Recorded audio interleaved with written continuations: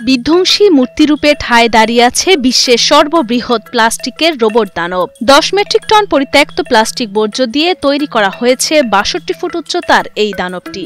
তার সাথে রয়েছে 15 ফুট উচ্চতার আরও দুটি ছোট আকৃতির দানব। আপনি দেখতে পাচ্ছেন আমার পেছনে প্লাস্টিক দানব। এটা ধরা পৃথিবীর সবচেয়ে উঁচু প্লাস্টিক দানব, যেটার উচ্চতা 62 ফিট। এটা আমরা গত 1 মাস ধরে এটা তৈরির কাজ করছি। ঢাকা ইউনিভার্সিটির চারুকলার একটা টিম, 8 জনের একটা টিম এখানে কাজ করছে। কক্সবাজার সমুদ্র সৈকতের সুগন্ধা পয়েন্টে নামতেই চোখে পড়বে 62 ফুট উচ্চতা ও 15 ফুট উচ্চতার দানবদের। রক্ত, মাংস ও প্রাণহীন ভাস্কর্য তৈরি করেছেন ঢাকা বিশ্ববিদ্যালয়ের চারুকলা বিভাগের একদল শিল্পী। তাদের দাবি, সমুদ্র সৈকত থেকে সংগৃহীত প্লাস্টিক বর্জ্য দিয়ে তৈরি রোবট দানব বিশ্বের সর্ববৃহৎ। আমরা মূলত এখানে প্রায় 10 টন প্লাস্টিক এখানে ব্যবহার করেছি।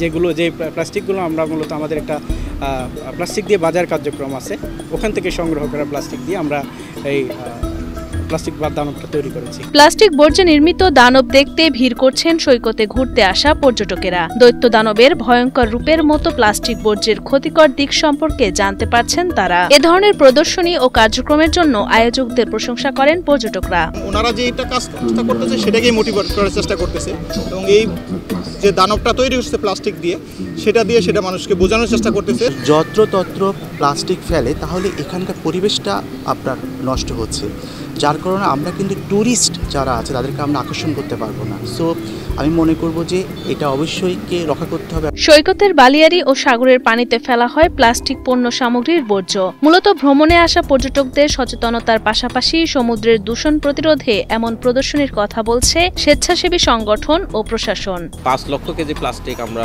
রিসাইকেল করার উদ্যোগ নিয়েছি। তারই অংশ হিসেবে কক্সবাজার জেলা প্রশাসনের সাথে পার্টনারশিপ করে আমরা কক্সবাজার উপকূল এবং সেন্ট মার্টিন দ্বীপকে প্লাস্টিক মুক্ত করার জন্য আমরা এবছরে এখানে প্রায় 2 লক্ষ কেজি ওশান প্লাস্টিক আমরা রিসাইকেল করার জন্য 4 মাস ব্যাপী একটি কর্মসূচি ঘোষণা করেছি।